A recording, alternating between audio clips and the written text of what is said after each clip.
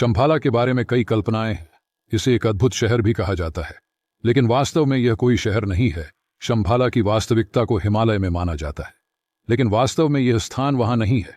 Shambhala pyramid हमारे महाकाव्य सिकंदर, महान आयुर्वेद, साइंटिफिक टेक्नोलॉजी और कलयुग के अंत जैसे अलग अलग विषय से जुड़े कई रहस्य है। आज मैं उन रहस्य को आपके सामने उजागर करूंगा।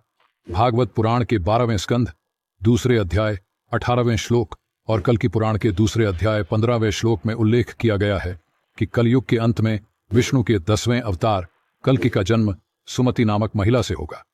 सुमति के पति विष्णु व्यास की कल्कि के जन्म से कुछ घंटे पहले मृत्यु हो जाती है। कल्कि के जन्म के कुछ घंटों बाद ही उनकी माता की भी मृत्यु हो जाती है। फिर परशुराम कल्कि को सभी वेद और युद्ध कलाएं सिखाएंगे। कल्कि शंभाला के 25वें राजा होंगे।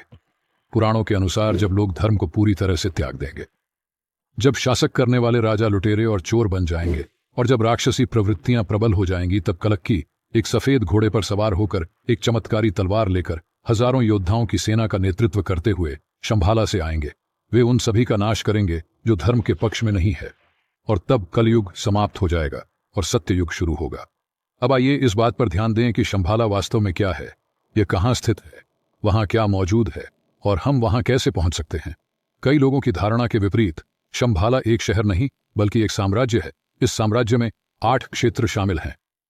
शंभाला के ठीक बीच में 9 मंजिला क्रिस्टल पर्वत है। इस पर्वत के ऊपर कमल के आकार में कालचक्र मंडल है। इस संरचना का निर्माण शंभाला के पहले राजा सुचंद्र ने करवाया था। शंभाला की राजधानी कला है। शंभाला के बारे में गहराई से जानने से पहले मुझे आपको कुछ सच्चाई को उजागर करने की जरूरत है। पिरामिड 400 साल पहले बनाए गए थे। यह विशाल पिरामिड केवल इजिप्ट में ही नहीं है बल्कि पूरी दुनिया में फैले हुए हैं। यह अमेज़न के जंगलों में, मैक्सिको के द्वीपों पर, अटलांटिक और पैसिफिक महासागरों में, साथ ही चीन के रेगिस्तान में पाए जाते हैं। हालांकि हम अपनी आधुनिक टेक्नोलॉजी के साथ इतने बड़े पिरामिड नहीं बना सकते, तो बिना टेक्नोलॉजी वाली सभ्यताओं ने 2400 साल पहले इन्हें कैसे बनाया? हमारे वेदों में अपग्रेड टेक्नोलॉजी के बारे में ज्ञान है जो हमारी वर्तमान समझ से परे है, जैसे बिजली और कंप्यूटर में इस्तेमाल की जाने वाली बाइनरी सिस्टम। इनका उल्लेख हमारे वेदों में बहुत पहले से किया गया था। जब पूछा गया कि इन्हें तब उस काल में कैसे लिखा जा सकता था, तो जवाब था शंभाला। शंभाला एक मल्टी डायमेंशन साम्राज्य है। वहां रहने वाले प्राणी शारीरिक और मानसिक दोनों रूप से परिपूर्ण मनुष्य हैं। वे सुंदर, रोग मुक्त हैं और 4000 साल तक जीवित रहते हैं। हमारे महाकाव्यों में वर्णित सभी अमर जैसे हनुमान और अश्वत्थामा अभी भी वहां रहते हैं। शंभाला के निवासियों के पास असाधारण बुद्धि और सबसे अपग्रेडेड टेक्नोलॉजी है। वे टाइम ट्रेवल कर सकते हैं, वे टेलीपोर्ट कर सकते हैं और एलियंस से संपर्क कर सकते हैं। वे भविष्य की बीमारियों का पूर्वानुमान लगा सकते हैं और इस प्रकार आयुर्वेद में उनके लिए दवाओं का उल्लेख पहले ही कर चुके हैं। सभी वेद शंभाला से उत्पन्न हुए हैं। इस शानदार साम्राज्य के स्थान जब पूछा जाए, हम मनुष्य केवल 3 डायमेंशन का अनुभव कर सकते हैं। हालांकि एक चौथा डायमेंशन भी है जो समय और स्पेस है, और हम उस तक पहुंच नहीं सकते। चौथे डायमेंशन से परे 5वां डायमेंशन है जिसे गॉड डायमेंशन के रूप में जाना जाता है। इस डायमेंशन तक देवताओं और कॉन्शियस वाले जीवों द्वारा पहुंचा जा सकता है। हमारे शरीर में 7 चक्र होते हैं जिन्हें एनर्जी फ्लो गेट्स कहा जाता है। इसी तरह पृथ्वी में भी हमारे चक्रों के समान एनर्जी फ्लो गेट्स हैं। अगर हम अपने शरीर में चक्रों तक पहुंच सकते हैं तो हम अन्य डायमेंशन तक पहुंच सकते हैं। हम एक साथ कई स्थानों पर हो सकते हैं। 1 मिनट में पृथ्वी की यात्रा कर सकते हैं, समय और स्थान को मोड़ सकते हैं और टाइम ट्रेवल कर सकते हैं। यही कारण है कि कई आर्षि बाबा संत इसे प्राप्त करने के प्रयास में हिमालय जाते हैं। पिरामिड पृथ्वी पर एनर्जी पॉइंट है। पिरामिड में ध्यान करने से घर पर ध्यान करने की तुलना में ध्यान करने का प्रभाव कई गुना अधिक बढ़ जाते हैं। पृथ्वी पर सबसे उच्च ऊर्जा है, एनर्जी रिसोर्स, हिमालय में है। हिमालय में ध्यान करने से सामान्य ध्यान की तुलना में प्रभाव 1000 गुना अधिक बढ़ जाता है। जब पूछा गया कि क्या किसी ने शंभाला तक पहुंचने की कोशिश की है, तो जवाब हाँ है।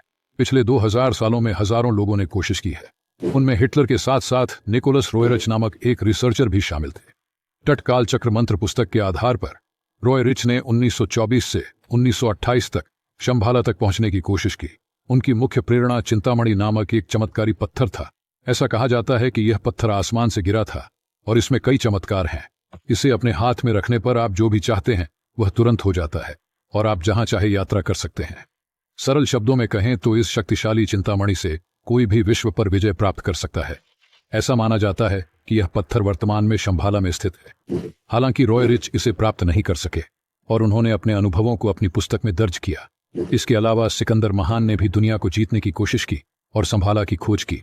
अपनी विजय के दौरान वे कई वैदिक विद्वानों को साथ लेकर गए। इस खोज में वे भारत आए, जहां उनका सामना राजा पोरस से हुआ। युद्ध में पराजित होने के बावजूद पोरस ने सिकंदर के सामने आत्मसमर्पण नहीं किया। पोरस की बहादुरी से प्रभावित होकर सिकंदर ने उसे अपना राज्य बनाए रखने दिया। अपनी वापसी यात्रा पर सिकंदर हिमालय आया और शंभाला की खोज शुरू की। यह कहानियां बताती हैं कि लोग शंभाला को खोजने के लिए किस हद तक गए हैं। इसके गहन रहस्यों और शक्तिशाली अवशेषों के आकर्षण से प्रेरित होकर मुख्य बात यह है कि शंभाला एक मल्टी डायमेंशन राज्य है, जिसे मल्टी डायमेंशन चेतना के माध्यम से पहुंचा जा सकता है। अंतिम प्रश्न यह है, क्या कल की वास्तव में संभाला से आएंगे? माइन्स कैलेंडर के अनुसार कलयुग 2012 में समाप्त होने वाला था। नास्त्रेदमस ने भविष्यवाणी की थी कि दुनिया 2022 में समाप्त हो जाएगी।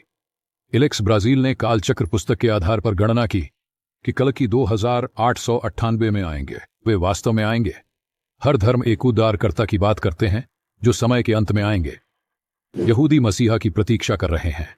ईसाई ईसा मसीह के दूसरे आगमन की प्रतीक्षा कर रहे हैं। शिया मुसलमान इमाम मेहदी की प्रतीक्षा कर रहे हैं और बौद्ध बुद्ध मैत्री की प्रतीक्षा कर रहे हैं। इसी तरह हिंदू धर्म में भी यह मान्यता है कि कल्कि आएंगे। कलयुग कब समाप्त होगा? यह तब समाप्त होगा जब धार्मिक संघर्ष बढ़ जाएंगे, जब स्वच्छता कम हो जाएगी, जब धैर्य, करुणा और दया गायब हो जाएगी और जब मनुष्य खुद पर नियंत्रण खो देगा, केवल चोट पहुंचाने या चोट खाने के लिए जिएगा। इससे पता चलता है कि हम बहुत करीब हैं। उस समय कल्कि आएंगे और पृथ्वी से ऐसे सभी लोगों को खत्म कर देंगे। फिर संभाला के लोग पृथ्वी पर आएंगे और शांति, सत्य और धार्मिकता से रहेंगे। ऐसे ही फैक्ट्स में इंटरेस्टेड हैं तो हमें जल्दी सब्सक्राइब कर लें।